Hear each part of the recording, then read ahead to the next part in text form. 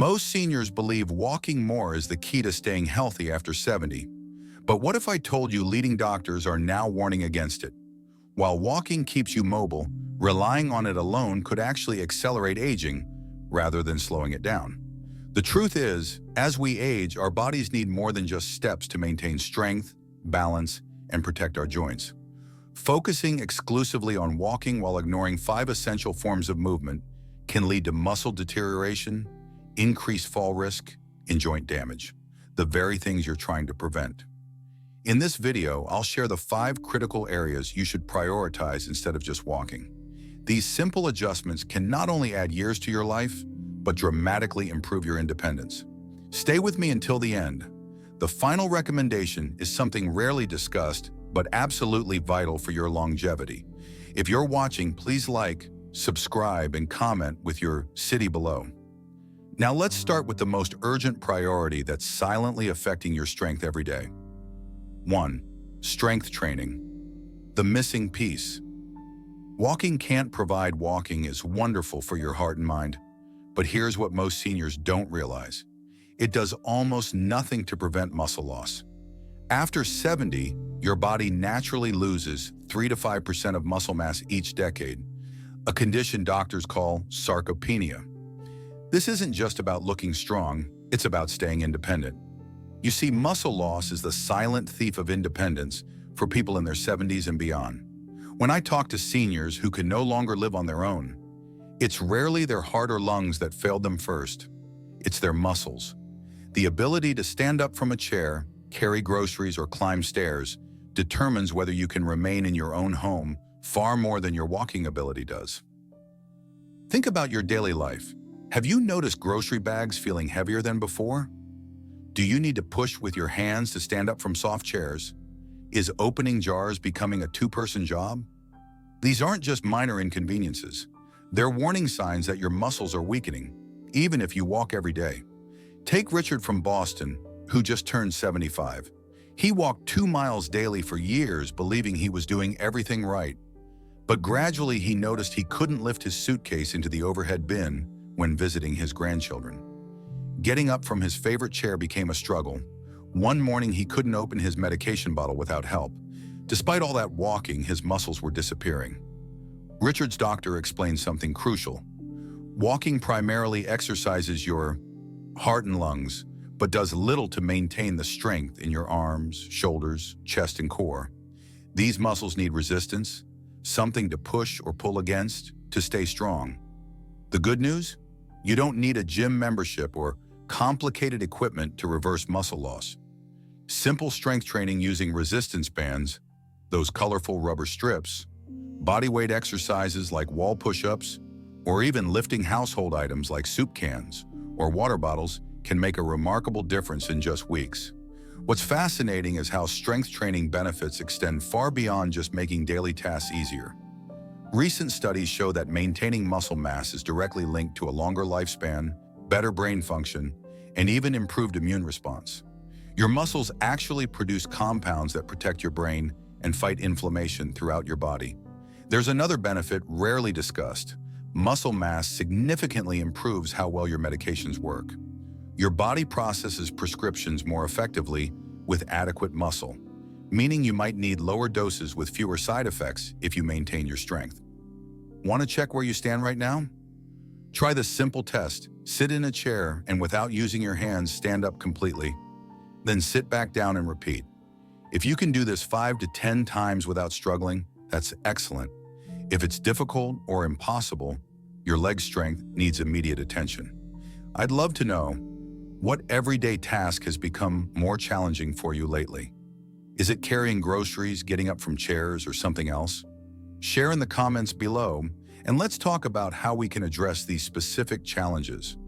Now let's move on to something equally important that walking alone can't provide, something that could literally save your life in an instant. 2. Balance training. What walking can't teach your body. You might think that because you can walk a mile without falling, your balance is just fine. But here's something that might surprise you. Walking on flat, predictable surfaces actually does very little to maintain the complex balance systems your body relies on. It's like having a smoke detector that's never tested. You won't know it's failing until there's an emergency. Falls aren't just accidents. They're the #1 cause of injury among adults over 70, sending more seniors to hospitals than any other single event. What's truly heartbreaking is that many people never fully recover their independence after a serious fall.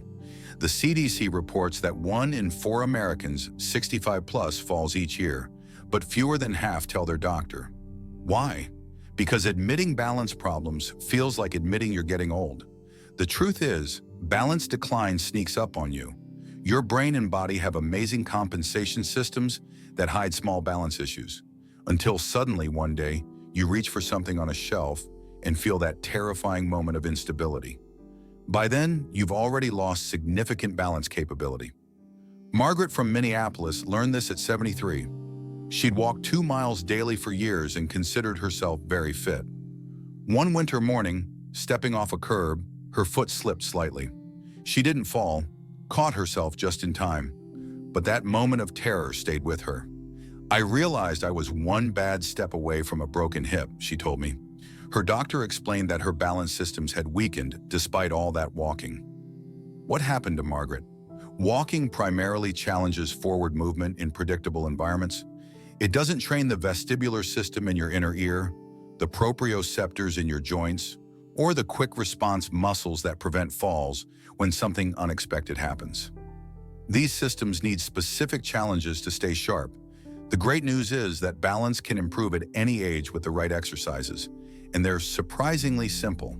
Standing on one foot while brushing your teeth, walking heel to toe as if on a tightrope, gently shifting your weight from side to side while standing.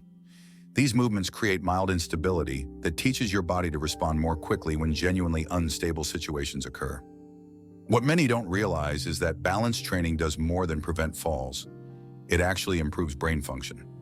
Your cerebellum, which coordinates movement, shares neural connections with parts of your brain responsible for memory and cognition. Research shows that improving balance can enhance overall brain performance, a remarkable 2-for-1 benefit. Want to check your current balance? Try this. Stand near a counter for safety. Lift 1 foot an inch off the ground. See if you can hold steady for 10 seconds without touching anything for support. If this is difficult, your balance needs immediate attention. I'm curious, when was the last time you felt unsteady or had to grab something to prevent a fall? Was it reaching for something, getting out of the shower, or another situation? Share in the comments. Your experience might help someone else recognize their own balance issues before a fall happens. Now let's move to our third priority. That walking simply can't provide something that determines how comfortably you'll move through each day. 3. Flexibility and mobility, keeping your body young. When you think about staying active, walking might be the first thing that comes to mind. However, there's a crucial element that walking alone neglects: maintaining your flexibility and range of motion. As we age, our joints naturally tighten and our muscles become less pliable, which can lead to limited movement and discomfort. This is why simply walking isn't enough to keep you feeling young and agile. Imagine turning your head while driving only to realize that it feels stiff and uncomfortable, reaching for a box on a high shelf and finding it more challenging than it used to be. These small moments may seem trivial, but they are significant indicators that your flexibility is declining. That decline can significantly impact your independence, making everyday tasks feel like burdens rather than simple routines. Take the story of Thomas, an active 78-year-old who walked every day. He believed he was doing everything right until he noticed that getting out of bed felt like a struggle. Bending down to tie his shoes became a chore. Turning his head to check for traffic was no longer effortless. Despite his dedication to walking, he found himself increasingly stiff and uncomfortable. Thomas learned the hard way that walking alone does not prevent joint stiffness or enhance flexibility. So why does this matter? When your body lacks flexibility, you risk developing stiffness that can lead to pain and limit your ability to perform daily activities. The good news is that you can improve your flexibility with simple, effective exercises that require no special equipment. Dynamic stretching and gentle mobility movements can be easily incorporated into your daily routine. Consider starting with neck rotations. Slowly turn your head from side to side, feeling the gentle stretch in your neck muscles. Shoulder circles, another fantastic way to increase mobility. Just roll your shoulders forward and backward to release tension. Gentle yoga movements like cat-cow stretches or seated forward bends can also work wonders for your body, helping keep your joints lubricated and pain-free. Research has shown that improving flexibility can reduce pain and even enhance circulation, allowing blood to flow more freely throughout your body. This increase in circulation not only alleviates stiffness, but also helps improve your energy levels and overall well-being. Let's check in on your current flexibility. Try this simple self-assessment. Sit comfortably and turn your head as far as you can to one side, then the other. How does it feel? Do you notice any tightness or restrictions? If so, it's a sign that your flexibility needs attention. I want to hear from you. Which movements have become more challenging for you lately? Is it bending down, reaching up, or even twisting to grab something off the shelf? Sharing your experiences can help us all better understand how to tackle these changes together. Now that we've explored the importance of flexibility, let's move on to a vital aspect that supports your overall stability and comfort as you age. Something that walking alone can't truly provide. Core and posture. The invisible foundation. Walking can't build. You might be surprised to learn that walking, for all its benefits, does almost nothing to strengthen your core muscles or improve your posture. Yet these deep stabilizing muscles are like the foundation of your house. When they weaken, everything else starts to shift and crack. After 70, poor posture isn't just about appearance. It fundamentally changes how your body functions. Look at any group of seniors, and you'll notice something. Many are gradually leaning forward with rounded shoulders and a curved upper back. This isn't inevitable with age. It's the result of weakened core muscles failing to hold your spine in proper alignment. Walking simply doesn't activate these critical stabilizing muscles the way targeted exercises do. The consequences go beyond just looking older. Poor posture creates a cascade of problems: chronic back pain, restricted breathing, digestive issues, increased risk of falls. Many seniors find themselves unable to stand comfortably for even short periods, at family gatherings or while waiting in line. The discomfort can be so persistent that it limits social activities and enjoyment of life. Barbara from Phoenix experienced this at 76. She had walked religiously for decades, 3 miles every morning, yet found herself battling constant upper back pain and restricted breathing. Looking at photos from her granddaughter's graduation, she hardly recognized herself. When did I start looking so hunched over, she wondered. Her doctor explained that despite all her walking, her core muscles had weakened significantly, allowing her spine to gradually collapse forward. The turning point: Barbara's doctor showed her simple core activation exercises she could do anywhere. Standing against a wall with her shoulders and head touching the surface, gently pressing her lower back toward the wall, and holding the position while breathing normally. Seated pelvic tilts while watching TV. Gentle abdominal bracing while standing in line at the grocery store. Within just 6 weeks, Barbara noticed remarkable changes. Her back pain diminished. Her breathing felt easier. Friends commented that she looked taller and more confident. "I feel like I've reclaimed inches of height I thought were gone forever," she told me. What's particularly fascinating about core strength? Your core muscles don't just support your spine. They create the stable platform that allows your lungs to fully expand, your digestive system to function efficiently, and even your heart to pump with less strain. Research shows that improved posture can increase lung capacity by as much as 30% in some seniors, which means more oxygen reaching every cell in your body. Want to check your current posture? Try this simple test. 1. Stand with your back against a wall with your heels, buttocks, shoulders, and head all touching the surface. 2. Is this position comfortable, or does it feel unnatural? 3. If maintaining contact between all these points and the wall is difficult, your posture has likely shifted away from optimal alignment. I'm curious, what changes have you noticed in your posture over the years? Do you find yourself slouching more? Has someone commented that you're not standing as tall as you used to? Share your experiences in the comments below. Your insights might help others recognize similar changes in themselves. Now let's move on to our fifth priority, something crucial that walking alone can actually make worse instead of better. 5. Joint protection. Why walking might be hurting, not helping. Here's something that might surprise you, and it's perhaps the most important insight of all. Sidewalks and shopping malls can actually accelerate joint wear and tear after 70. This isn't just my opinion, it's something rheumatologists and orthopedic specialists are increasingly concerned about. Why does this happen? As we age, the cushioning cartilage in our knees, hips, and ankles naturally thins. Our bodies produce less synovial fluid, the natural lubricant that keeps joints moving smoothly. The shock-absorbing structures that once protected our joints become less resilient. When these changes occur, the repetitive impact of thousands of steps on hard surfaces can gradually damage the very joints you're trying to keep healthy. The consequences of joint damage. Joint damage goes far beyond occasional discomfort. For many seniors, joint pain becomes the primary reason they stop being active altogether. Once that happens, a difficult cycle begins. Less movement leads to more stiffness, which leads to even less movement. Independence slips away. Not because of a sudden event, but because walking became too painful to continue. William from Chicago learned this lesson at 77. A former postal worker, he prided himself on walking 2 miles every morning, rain or shine, but gradually his knees began hurting, not just during his walks, but for hours afterward. I thought I just needed to push through it, he told me. My father always said, no pain, no gain. But William's doctor explained that the persistent pain wasn't building strength. It was a warning sign that his joints were being damaged with each step.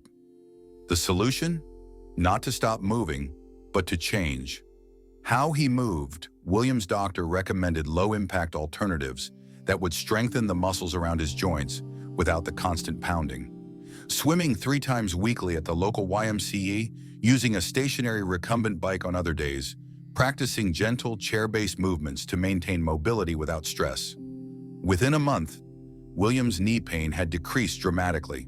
I'm moving more than ever, he reported, but without the constant aching that used to keep me up at night. What's more, these varied movements improved his overall mobility in ways that walking alone never did.